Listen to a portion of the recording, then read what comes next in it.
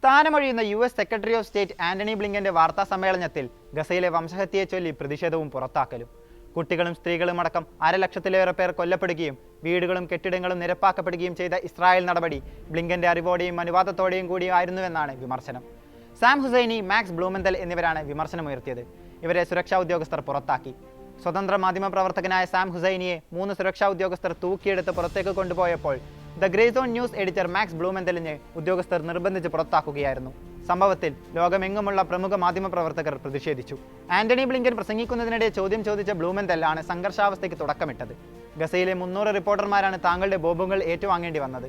ഒരു കരാർ ഉണ്ടായിരിക്കെ താങ്കൾ എന്തുകൊണ്ടാണ് ബോംബുകൾ വർഷിച്ചുകൊണ്ടിരുന്നത്? കരാറുണ്ടെന്ന് നിങ്ങൾക്ക് എല്ലാവർക്കും അറിയാമായിരുന്നു. ഈ മുറിയിലുള്ള എല്ലാവർക്കും അറിയാമായിരുന്നു. ടോണി, എന്നിട്ടും താങ്കൾ ബോംബുകൾ വർഷിച്ചുകൊണ്ടിരുന്നു. ഇത് നിയമാനുസൃതമായിരുന്നോ അതോ സൈനിസത്തോടുള്ള താങ്കളുടെ സമർപ്പണമോ? ബ്ലൂമെന്തൽ ചോദിച്ചു. എന്തുകൊണ്ടാണ് എൻ്റെ സുഹൃത്തുക്കളെ കൂട്ടക്കൊല ചെയ്യാൻ താങ്കൾ അനുവദിച്ചത്? ഞങ്ങളുടെ ജൂതമതത്തെ ഫാസിസവുമായി ബന്ധപ്പെടുത്തി നശിപ്പിക്കാൻ താങ്കൾ സഹായിച്ചു. നെതന്യാഹുവിൻ്റെ മുന്നിൽ, ഇസ്രായേലി ഫാസിസ്റ്റുകളുടെ മുന്നിൽ നമ്മൾ വെള്ളക്കൊടി കാണിച്ചു. താങ്കളുടെ ഭാര്യാമിതാവ് ഒരു ഇസ്രായേലി ലോബിയിസ്റ്റ് ആയിരുന്നു. താങ്കളുടെ മുത്തച്ഛനും ഇസ്രായേലി ലോബിയിസ്റ്റ് ആയിരുന്നു. താങ്കൾ ഇസ്രായേലിന് വേണ്ടി വിട്ടുവീഴ്ച ചെയ്യുകയാണോ? എന്തിനാണ് നമ്മുടെ കാലത്തെ ഹോളോകോസ്റ്റ് സംഭവിക്കാൻ താങ്കൾ അനുവദിച്ചത്? വംശഹത്യയുടെ പാരമ്പര്യത്തെപ്പറ്റി താങ്കൾക്ക് എന്തു തോന്നുന്നു? മാറ്റ് മില്ലർ, ഇതിനെല്ലാമിടയിൽ താങ്കളും പുഞ്ചിരിച്ചു കൊണ്ടിരിക്കുകയായിരുന്നു, മാക്സ് ബ്ലൂമെന്തൽ പറഞ്ഞു.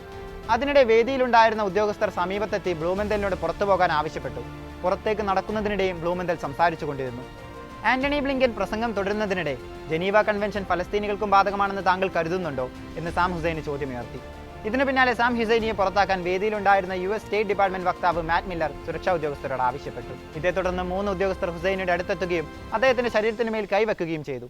എൻ്റെ ശരീരത്തിൽ നിന്ന് കൈയെടുക്കൂ, എൻ്റെ ചോദ്യങ്ങൾക്ക് ഉത്തരം കിട്ടില്ല എന്ന് മാറ്റ് മില്ലർ പറഞ്ഞതുകൊണ്ടാണ് ഞാൻ താങ്കളോട് ചോദിക്കുന്നത്. ഞാൻ ശാന്തനായി ഇവിടെ ഇരിക്കുമ്പോൾ 2-3 പേർ എന്നെ കൈകാര്യം ചെയ്യുകയാണ്.